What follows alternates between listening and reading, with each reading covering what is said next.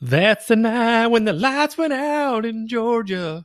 And if you know that song, The Night the Lights Went Out in Georgia, then whoa, you're kookier. Well, I mean, you're more awesome than I thought. But that is a Reba McEntire song. And earlier, when Lady Lady Landlord and I were out and about, had a couple of appointments, couple meetings. Kid one, Madison, she called us and she was just giving us a little scoop because she's off today.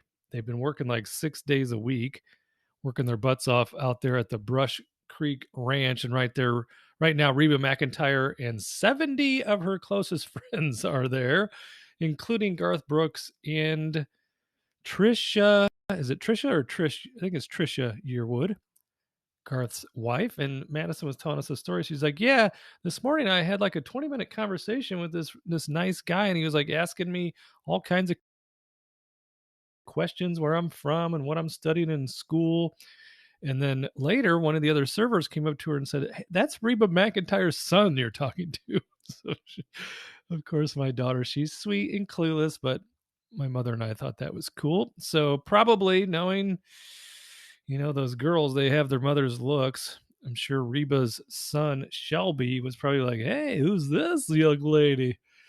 So enough about that. Let's talk about this. Let's talk about Ford. We put that covered call up earlier, tried to roll it, and the market has not necessarily cooperated. So let's see what we'd have to do to roll that out one week and maybe collect a couple dollar bills at the 13 and the 50. What are we talking about? 18 bucks? Can we get 18? Probably not. What about 15? I'll take $15. Why not? Just an extra 15 into the pocketbook. If we can collect that, that'd be very nice. Great. Nothing. Crickets. Back to the board though, because I definitely need to get some Target action going. Finally, Target moving in the right direction today. It's up over $5, over 4% at 134.03. And you see right there, I'm in it at 142.77. I have 800 shares, which represents 8 options contracts that we can sell. So let's see what we can do here. If we were to sell some calls a week out, and we went to 143. If we went to 143, so that would be, let's do some math. Because I want to be a little conservative since I'm going to be out and about hiking and riding horses and fly fishing and all kinds of good stuff. So here's 45 divided by 143. Okay.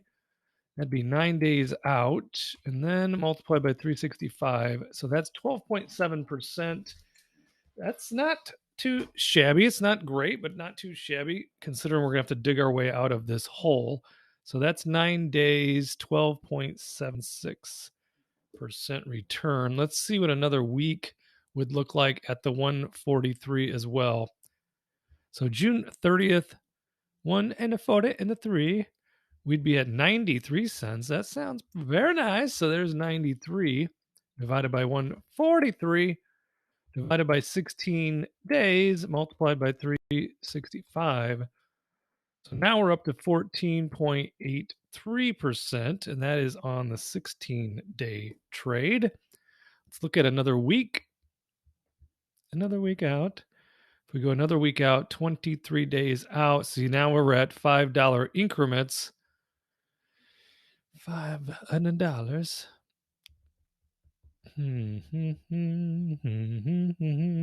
We could go all the way up to 145 to be really safe. Let's just do the 2 weeks out so we can go to the exact number we're looking at, which is the 143. Let's go a 143 strike, and we got 8 contracts. See how much we can put in the pocketbook. We should be able to get a little bit more action than that. What do you say? Yeah, what do you say? See? My 1930s friend says I could probably collect $760 bills. Let's try to do that. $760. Going once, going twice. Now it's showing bid ask between 92 and 95. Hey, all of them filled. There we go. $760 bills. We'll take that and that dividend. When is that dividend? I think it's not till the end of July. Let's take a look. No, it would be, in fact, it'd be middle of August. So they have the last ex-dividend date here at May 16th. So if we add another quarter to that, 3 months, that would be August 16th. Okay, so we got that going though. And we're covered on our price, which means I could sleep easy during the trip and collect dollar bills simultaneously. Jury's still out on Albertsons. Probably, it's down again today, right? It's down over 0.5% today. So we'll just keep watching that. And then on a green day, we'll decide what we're going to do. Otherwise, right now we're just going to let that ride out into the sunset and then wait for a green day to sell calls, or we may sell it outright depending on my mood. And I know we were going to let these Coteras go away, but guess what? Oil said, not so fast.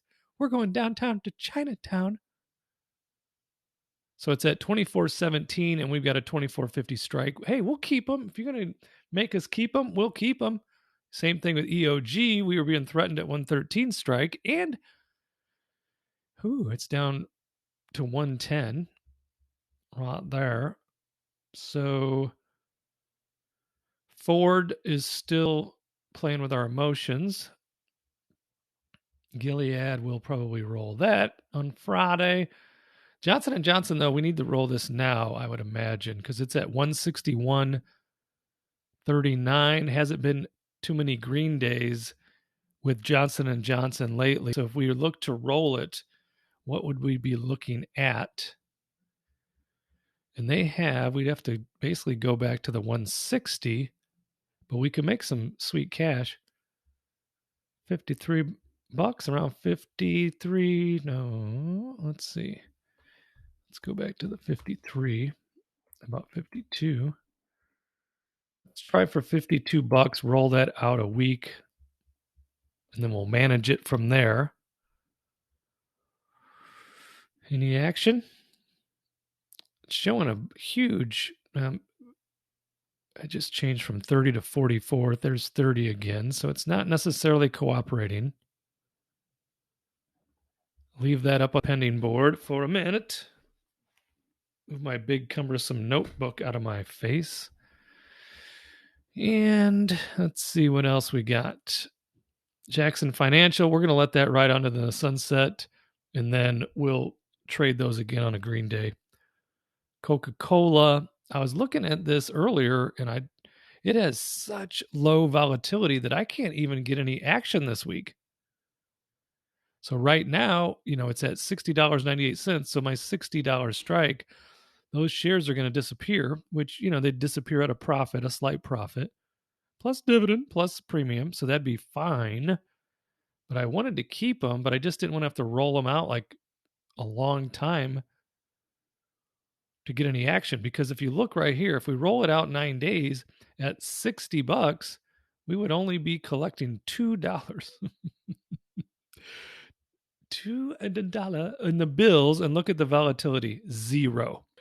What? Is that even possible? What's 61? 5.34% IV. Oh, so we definitely need to let that go another day. See if there's anything that's going to change regarding volatility on the Coke and the Cola.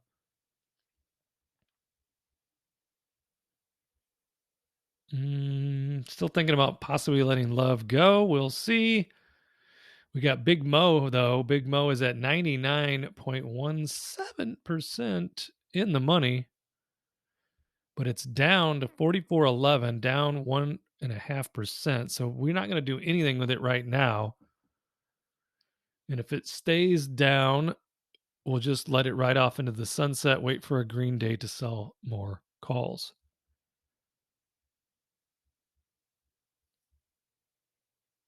And Qualcomm, we missed the boat on that, didn't we? We missed the boat on it. It had a nice little run, actually a big run. We missed it we're going to collect $200 plus premiums, which we've had a lot of nice premiums. So the dollar bill profits have been very good. Do we have a Qualcomm on this sheet, or is it the other sheet? Must be the other sheet. So we'll let those right off into the sunset. Suncor is still in the money, but it's down.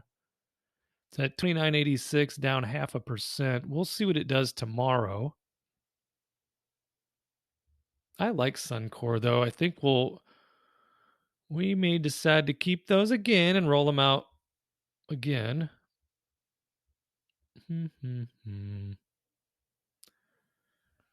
Pepsi, they were down in like 181s. Now I think they're around 184. Let's see where they're at. 183.22. So those calls are sitting pretty. As far as keeping them, we could roll them right now since they're in the green, roll them out another week. Let's see what kind of action can you get on your dollar bills? That's not bad. So if you look at it real quick, 0.75 divided by 185, and then we're adding 7 days, right? So divided by 7, multiplied by 365, 21% on Pepsi plus dividend. I'll take that all day, every day, and two times on Sunday. Let's see if we can collect more than 100.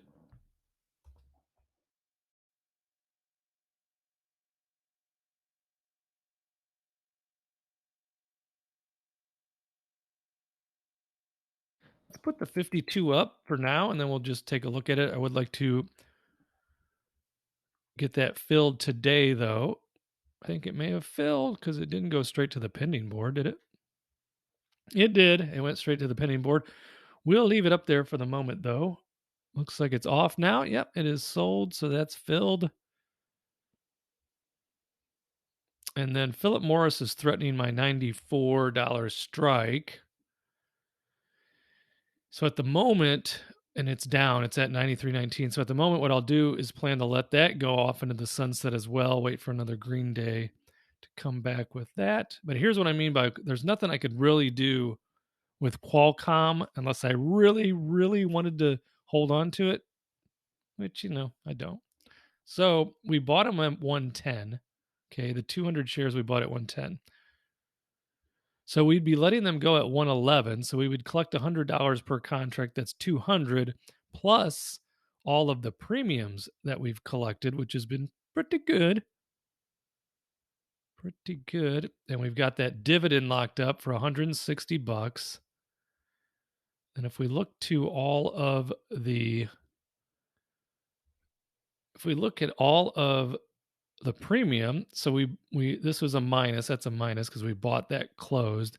$30 here, $60, $68 there, $22 there, $360 there, 200, 207, 450.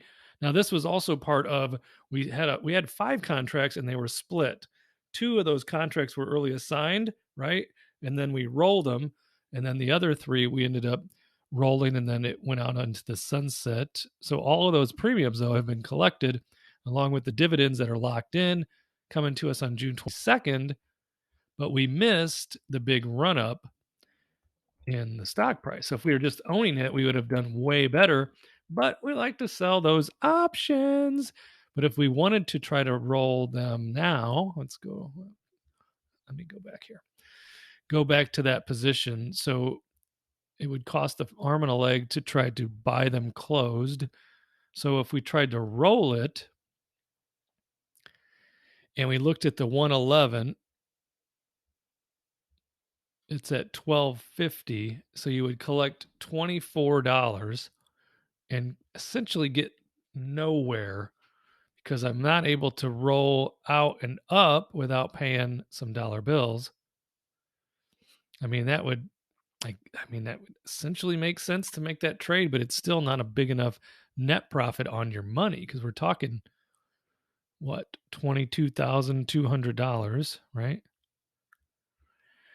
And if you went out a ways, let's say we went out to the third week of July, would you be able to do anything that makes economical sense? Now we're in $5 increments though.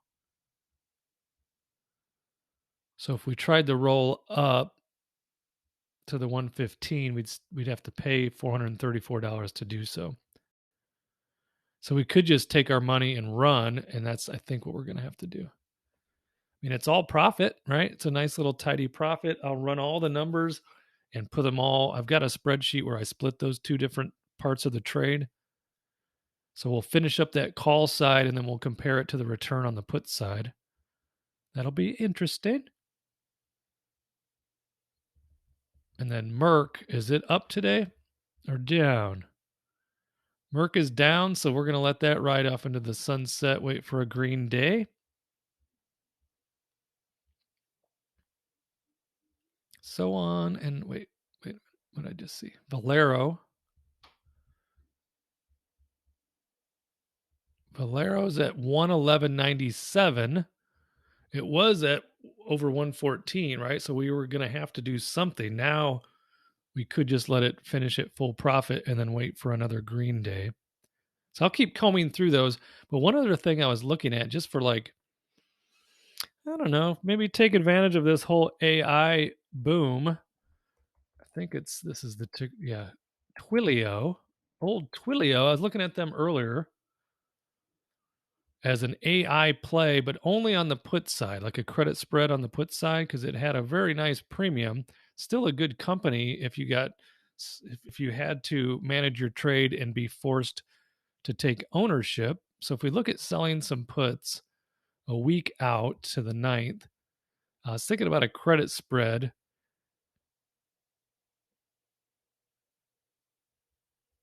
Like down here at 61, like if I had a 61 and then I bought 59, is that enough action, Jackson?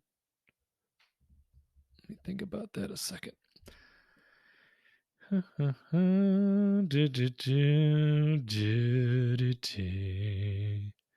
So that'd be a 21 credit, and you'd be at $3 wide. So 300 per. But if we looked at the Twilio, here's it. I was looking at it right there. Update that Twilio. And if we look at year to date,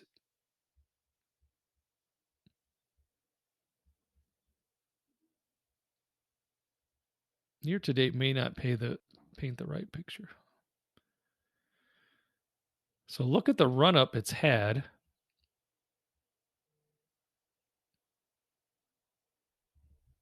And we know it's an AI play. And AI is, of course, the buzzword of all tech stocks right now. So what about 1 month?